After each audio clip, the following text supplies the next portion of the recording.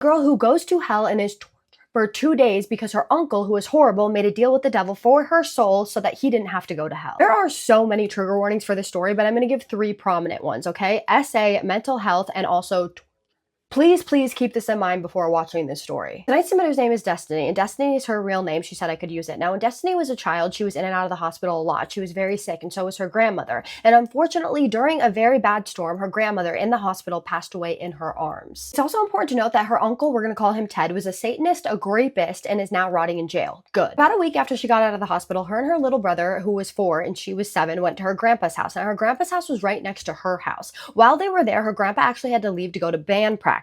They wanted to stay there, and at first her grandpa was like, no, he was hesitant. He didn't want them to stay there alone, but they begged and pleaded and he had to leave, so he succumbed and was like, fine, you can stay, but under one stipulation: you cannot leave my room. Well, they're 4 and 7, so they did not listen. So immediately after he left, they went out to the kitchen to get snacks for the movie that they were going to watch. Her little brother pulls up a chair, stands on it, and goes to reach over the fridge. She's standing behind him and she gets this really uneasy feeling when all of a sudden her brother looks at her and says, what's wrong? And as soon as he said that, they look over and this large red hand with these claws, like sharp nails, just goes on the window. She sees it, he hears it, and they dart out of that house and go home next door. After this day, really strange things started happening to her. She started to see shadow people. She started to see these dark, tall figures that would follow her everywhere. Unfortunately, on top of all this stuff happening, she was actually forced to move into her grandfather's house, and her grandfather actually had Ted living in his house in a different room. So she slept in this room where she slept on like these old church benches. I guess they were comfortable enough to sleep on. Now, the benches may have been comfortable enough to sleep on, but she was not comfortable in that house. This is where all of these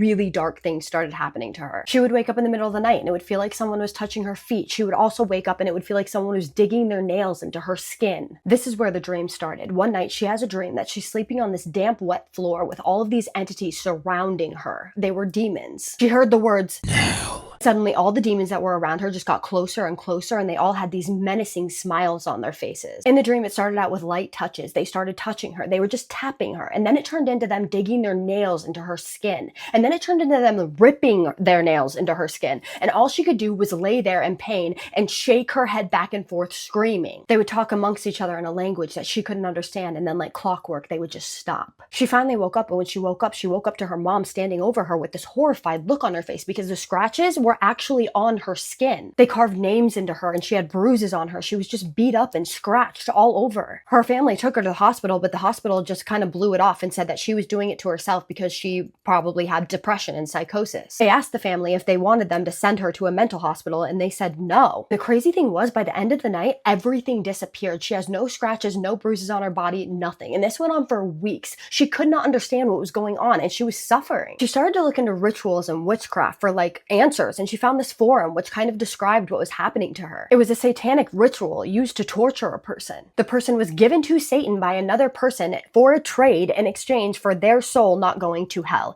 and she found out that this was her Uncle Ted. These dreams continued for a very long time, and these entities that were around her turned from black shadows to actually demons where she could see their faces and their physical features. This continued on until she got to 8th grade, when she decided that she was going to have a sleepover with her friend Jasmine and her friend Sam. So they went over to Sam's house to have the sleepover. They wanted to watch the Titanic. It was a normal sleepover. They watched the Titanic, they cried themselves to sleep, and everything was fine until the next morning when Sam and Jasmine woke up and Destiny did not. Destiny was in a coma, and while her parents thought that she was just in a coma and probably didn't know anything that was going on, she actually knew everything that was going on. She could hear her family around her. She could hear the doctors around her, but she was on a wet dirt floor in hell. These things were running on all fours. They were running up to her and biting her and scratching her. Satan was there, giving everybody orders. There were several demons there, including Satan, and each demon did something different to her. Satan, who she said was absolutely huge, with pointy ears, really scrunched up face like an old man, long fingernails, and hooves for feet, was giving orders and also taking his nails and digging words into her skin.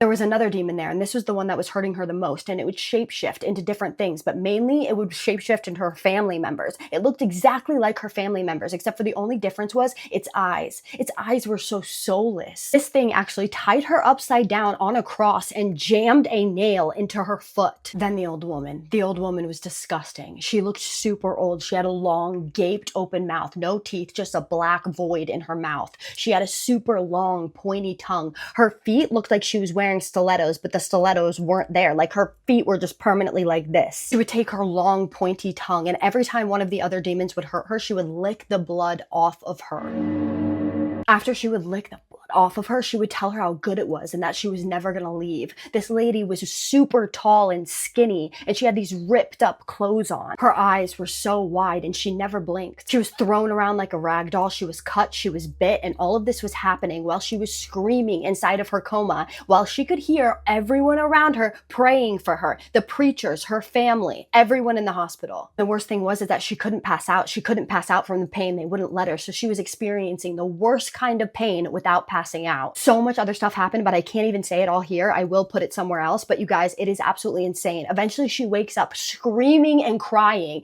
All the doctors are around her. She's yelling at everyone to get away from her. She's absolutely hysterical. It took years for her to get back to normal, and all of this actually happened after she was SA'd by her uncle. Her uncle ended up going to jail for SAing her, her mom, her older sister, her brother, and her little sister. Now, like I said, there is a lot more to the story that I had to leave out because it was too long for here, and I will, like I said, make a longer version at some point when I have time. I'm so sorry that I can't do it immediately, but this is like the story condensed. What do you guys think happened in the story? I think it's very interesting that all of this happened after the SA happened. Like, it just makes me sick to my stomach. And to find out that her uncle did that and then also made this pact with the devil, like, are you kidding me? Whatever the case may be, he was trying to contact Satan, and he was trying to give his family's souls away after harming them in such a horrific way. What an evil man. Destiny, I am so incredibly sorry that this happened to you and your family, and I truly hope that you have found a way to heal. I am so sorry.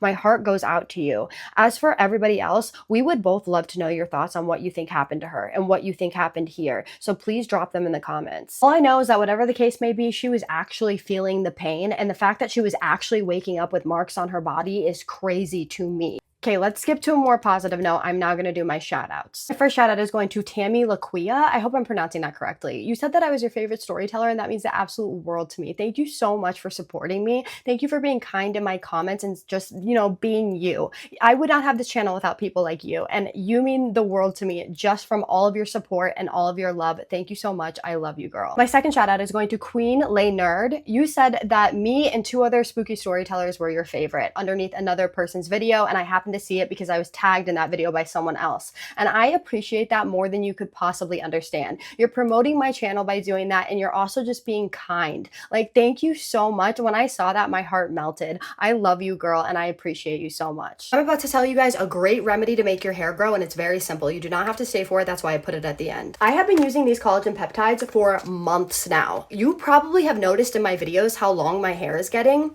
This. It has 19 naturally occurring amino acids. It has type 1 and 3 collagen peptides, which support strong hair, strong nails, joint health, and skin elasticity. And let me just tell you, it freaking works, you guys. I am not joking you. I do not get paid to tell you this. I get a commission if you purchase it off me, but I don't get paid to tell you this. I purchased this on my own. If you do get it, I want to see you in a month underneath my video, and I want you to tell me what it's done for you. And with that being said, my name is Kaisa, and I tell true scary stories on here every single night that you guys submit to me. So if you're into that, hit that follow button. I just need you to do 3 things for me. I need you to keep sending me your scary stories. I need you to stay safe. And what's the third one? Say it with me.